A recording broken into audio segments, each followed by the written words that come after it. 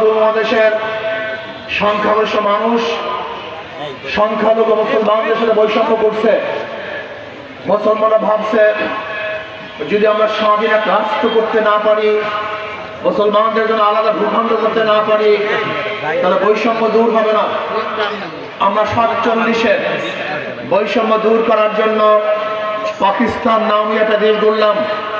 ভেবেছিলাম এবার বৈষম্য থাকবে না, মানুষ শান্তি পাবে, মানুষ মুক্তি পাবে, মানুষ তাদের অধিকার বাস্তবায়ন করতে পারবে। কিন্তু কি দেখলাম, পশ্চিম পাকিস্তানের লোক পূর্ব পাকিস্তানের লোকদের সাথে বৈষম্য করছে।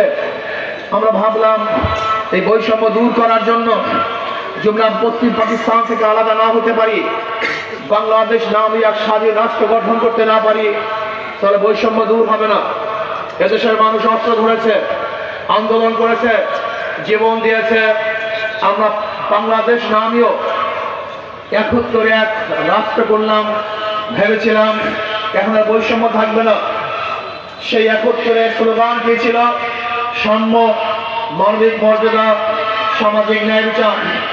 কিন্তু আমরা কি দেখলাম, একত্রের পর থেকে 53 বছর পর্যন্ত বহু শাসক দেখেছি, বহু দলের শাসন দেখেছি, কিন্তু মানুষের বৈষম্য দূর হতে দেখি নাই। আজও গরিব দুঃখী মেহনত মানুষের অধিকার বাস্তবায়ন হয় নাই।